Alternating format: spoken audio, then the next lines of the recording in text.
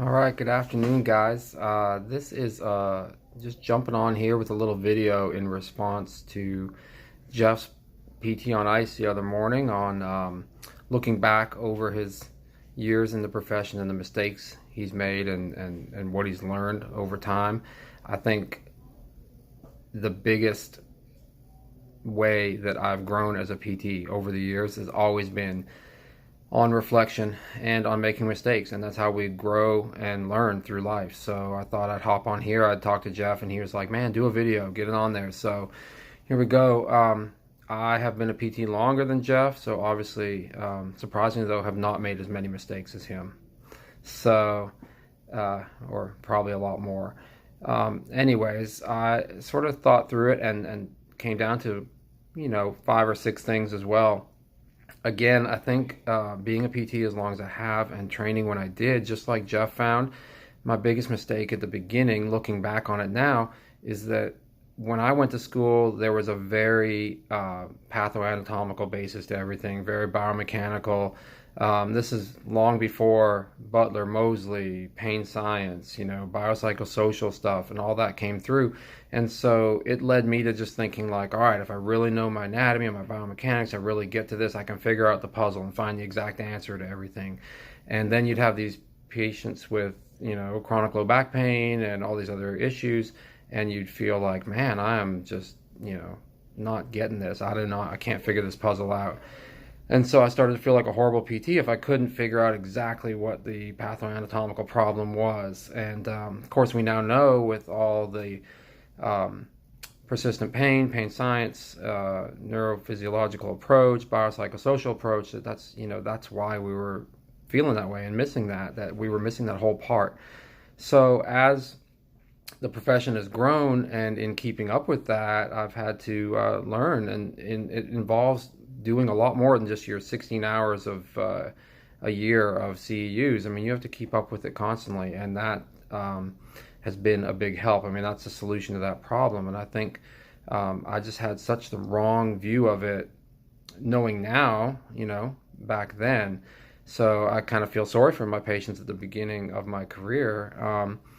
The other funny thing about learning and growing that kind of goes along with that is that the more I've learned or the more I've grown over the years, the more dumb I've felt, So, and I think that's the way it should be. I think a lot of times the biggest danger is when you come out and you know just enough and you feel like you know a lot, and that's not a good place to be at. And I think the truly more experienced PTs that really do an excellent job are the ones that are constantly evaluating and questioning what they do and looking over it again.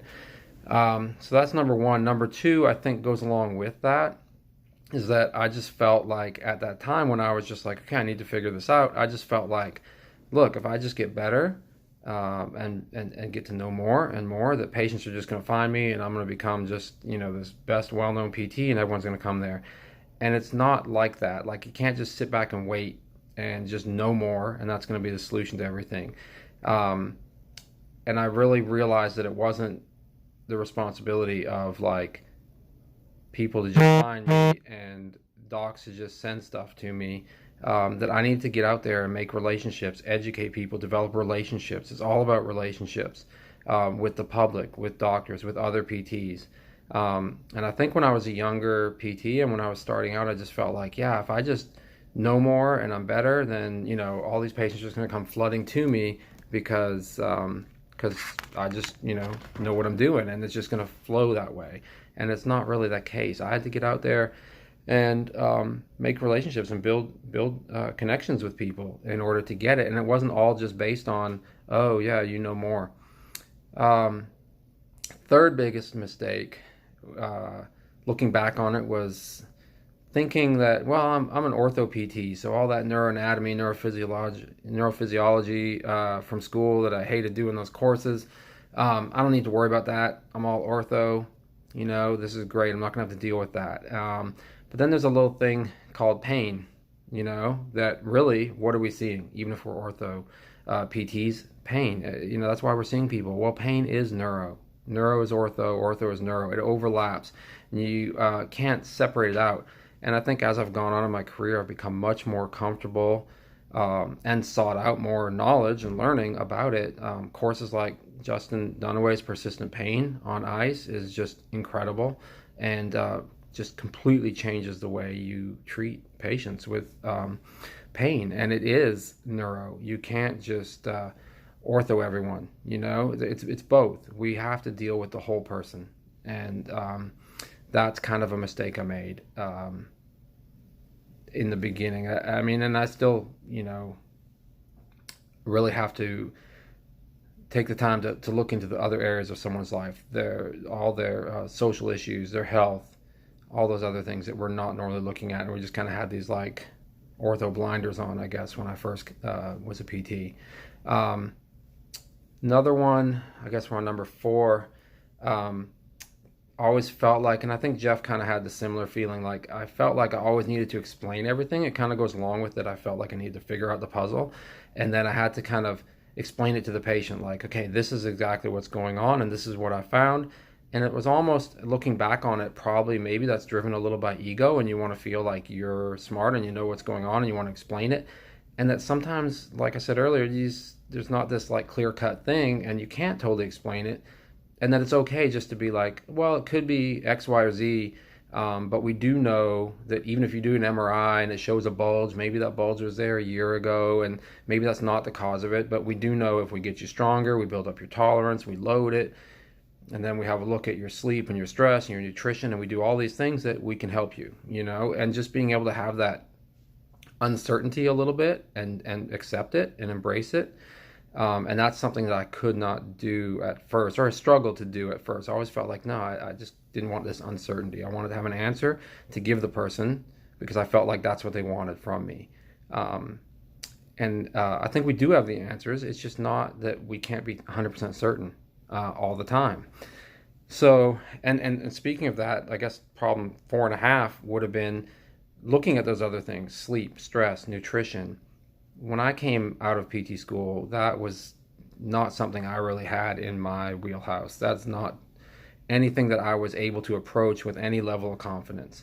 And it's only been more recently that I've been able to start to look at that. I mean, instead of just having my blinders on and looking at like, okay, I'm just looking at your joints and muscles and the patho-anatomical stuff. How are you sleeping? How's your stress? What's been going on in your life? All those things and how it impacts it.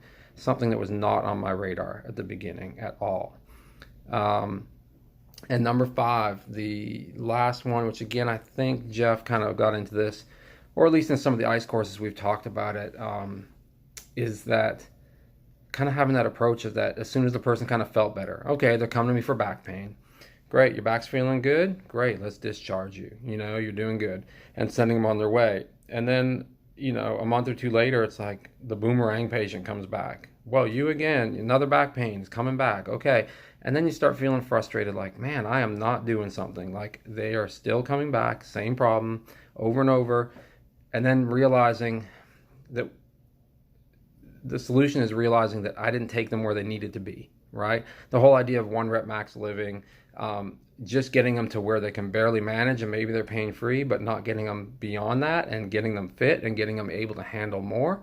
That's what I wasn't doing. And so now, looking back, that was a big mistake, right? And now I have to look at it and say, okay, yeah, you're feeling better, but look, you still have to work on getting stronger. You're going to have challenges coming up in your life that you're going to have to meet, and not be coming back here every time you have a little flare up. Let's get you beyond having these flare ups and beyond being a boomerang and coming back all the time. So that is number 5. I think, like Jeff, I could probably do number 50 if I had time. But I think it was a great exercise to go through and to think about and to look back. I mean, we're all learning constantly. And I mean, this is one of the greatest professions in the world. I mean, we have the ability, if you think about it, to just basically healing people and getting people better using our hands, our personality, our minds, our soft skills. I mean, all this to actually heal people. That's an incredible skill, and there's so much we can do. And really just through reflection and looking back on what we're doing, not just after 12 years or 25 years or whatever, but looking back and reflecting on it after literally every patient session, Yeah, like what did I do well? What didn't I do well? What would I do next time? Like just that constant reflection, I think, is where growth really happens. And that becomes the difference between being smart and wisdom, right? And so smart is like you've got the books, you've got the textbooks, you know all this stuff, you've taken the courses. Wisdom is more that reflection and self-reflection and changing and adapting. And so I think that's what comes with experience. And so it's been quite a journey, and I hope to continue learning more and changing, reflecting on just what I did this morning. I've got some things to work on. So, yeah, that's where we're at. I want to thank Jeff for encouraging me to do this and shoot out this video. I think it's a great exercise for everyone to do, and it's really been interesting hearing from other people a lot of the same struggles that we all face. So hopefully this resonates with some of you. I know Jeff did resonate with me, and thanks for listening.